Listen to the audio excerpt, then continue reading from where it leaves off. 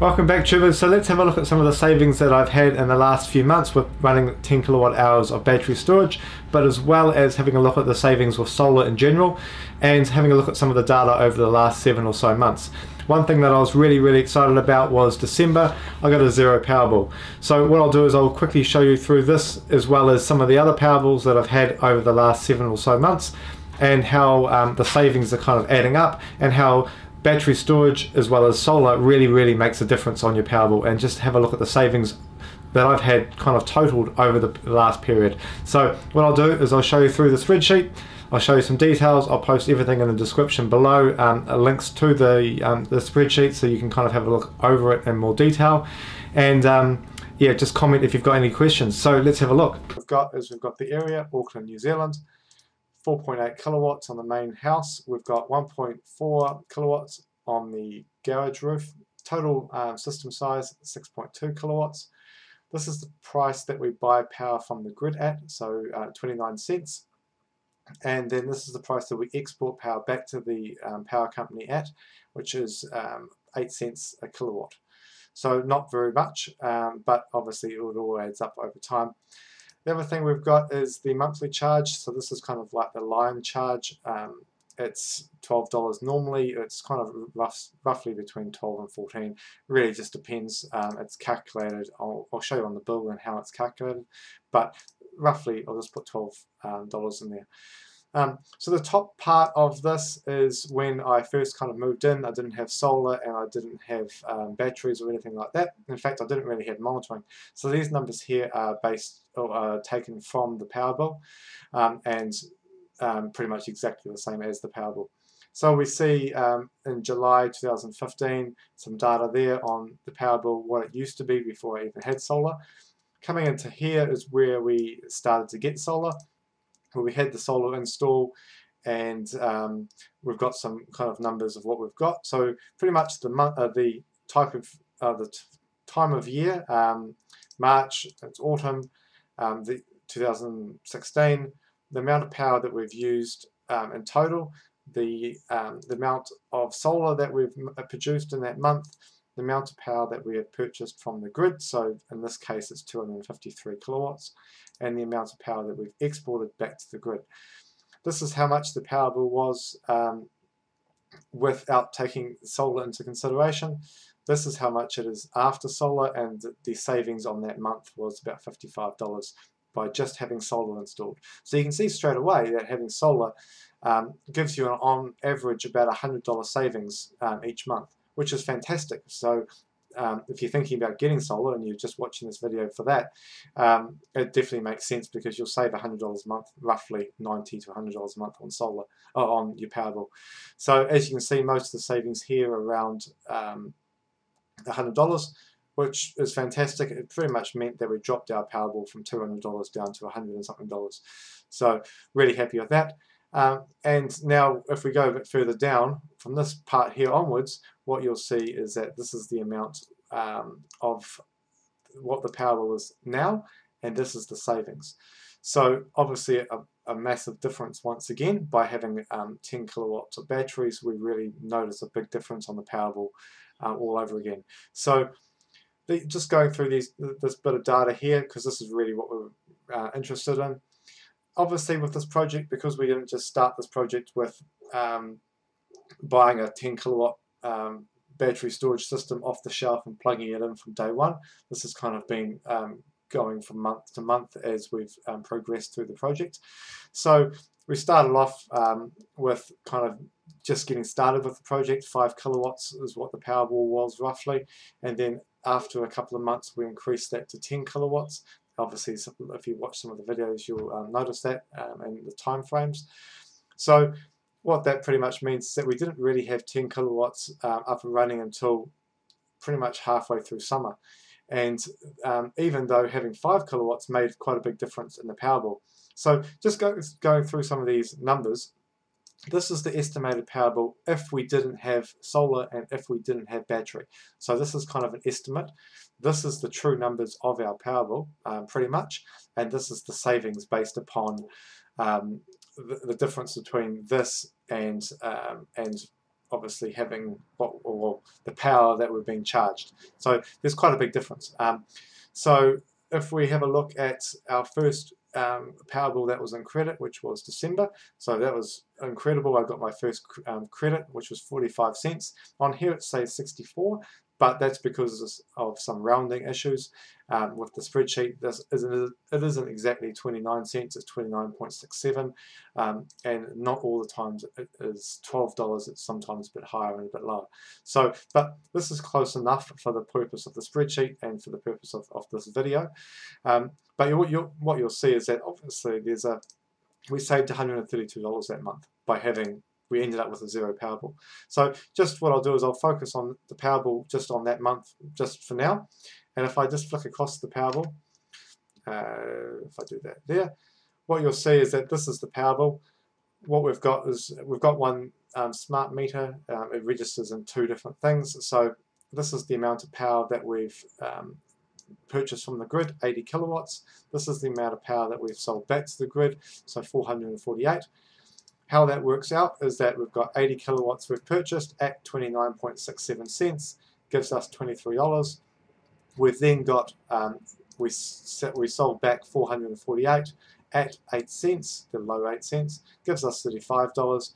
The total is in credit $12, which is fantastic. However, we then have to add in our daily charges, which in this case was $11.65. And the reason it kind of varies is it's based upon the months, like the days in the month, but on average it's around $12. I just put $12 because it's kind of a good round number, give or take. So as you see, we've got an in credit of 45 cents, so zero power bill, fantastic. And as you can see from this little graph down the bottom here, the dark numbers here are the power bill from the previous year, and obviously the power bill for this year in the light orange is pretty much zero. It's at the very bottom of the chart here, which is fantastic. It's what you want to see. So yeah, just going from that power bill back to the Excel sheet, what you'll see here is the other thing we get is we get a prompt payment discount. So in this case, our prompt payment discount was $3.89. So even though we're in credit, we've still got a prompt payment discount, which is great, which meant that we're actually in credit not just 45 cents, but for $4.34, which actually made the next month, which the power bill was $2.20, it actually put that in credit. So that's great. And then eventually we came out of credit when we hit this power bill here. But that means that we actually had two power bills that were in credit, even though the amount of power that we used was only in this month, which was zero. But over the course of a couple of months, we actually didn't pay for a power bill. So really happy with that, and that just really shows you that once you start getting into credit, it really starts to pay off because the numbers kind of keep adding up, which is fantastic. So yeah, going through a couple more months that were a little bit better. Obviously for our summertime, this was our best month in December. We had some crappy weather in January, February. Our best month for solar generation was December. 820 kilowatts of power produced. We sold back 448 kilowatts. So that kind of, by selling back more, that's how we kind of offset the daily charges. So in some ways you do want to sell some back to the grid so that you can get rid of your daily charge, but so it balances out. But either way, and obviously you want to balance out any power that you did have to purchase. The goal of the project isn't to go off grid. The goal of the project is to have a zero power bill in summertime. And as you can see from here, we're well on the way. Now, obviously, these numbers here are taking into account we've only got 5 kilowatts. The project's very much a DIY, so we're building upon this month by month or week by week really, and especially in this time frame in the first part when we first started to get things going, it wasn't on all the time, and we're doing lots of work and lots of testing with it. So going through to next year, we'll really see some benefits, and hitting summertime at the end of this year, and with having the 10 kilowatts. So we really should, and for example, we really should see this potentially end up in November being in credit, or at least very close to zero, and we should see this definitely being zero we should see this being 0, and we should potentially see this 0 as well. So that's the goal at this stage, and who knows, by the end of the year we might probably have more than 10 kilowatts of storage. We'll probably have 15, who knows. So it's still a few months away, but yeah, we'll go from there. The other thing is that so far over the 8 months that we've had the batteries up and running, or batteries in some form up and running, what we've got is a savings of $900, so almost $1,000. Give or take, it's most likely around $1,000. So far the system is paying itself off really quickly. That means that this is only over 8 months. However, if we extend that out a little bit longer, we're going to see potentially a savings of around $1,200 a year. So obviously we'll be paying off our system quite quickly, versus if we didn't have batteries and if we didn't have solar the size that we do, or solar system the size that we do. Obviously this is what our power bill would have been if we didn't have solar or batteries, and we've kind of turned it from this to $163. So over 8 months, $163 on power spend is ridiculously good. The other thing to take into consideration is that all our power all our electricity throughout the house is used with hot water. Our heating is heat pumps, so it's all electric. Everything's electric apart from the gas hobs. For that we use a 9 kg gas bottle, barbecue bottle, that gets replaced every 7 months or somewhere around there.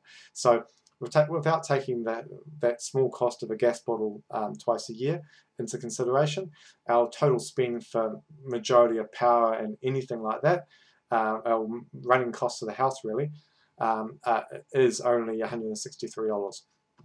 So apart from water, our cost is very, very good, in which case we have a really good payoff period with the system.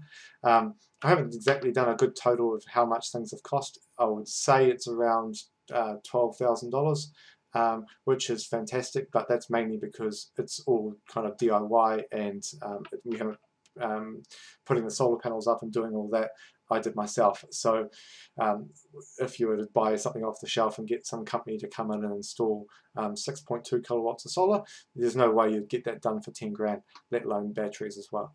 So yeah, the system payoff period will be really quite quick, and we're just going to keep improving on this project as we keep going along. But to see after 8 months a savings of almost $1,000, I suppose that's something to be really happy about, and we're just going to keep improving on it. So I hope that's helped. I suppose answer some questions. It's been really interesting to kind of put this Excel document together with some of these numbers. I'll obviously post this in the description below like I did with the last video. Again, have a look at the last video if you haven't seen that just yet. But this obviously answers some questions and really helps. Obviously we're heading into winter. Right now we're June, and July is all winter, so there's going to be more, the power will increase because we're not able to charge the Powerwall. However, there's some videos coming up that with some big changes, and that will improve on all those types of things, where we can start charging the Powerwall much quicker. So yeah, it's good to see some of these numbers, and yeah, I'm really stoked and really pleased. So thanks again for watching, guys. If you haven't subscribed, subscribe, thumbs up, give the video a thumbs up, and I'll see you on the next video. Thanks again.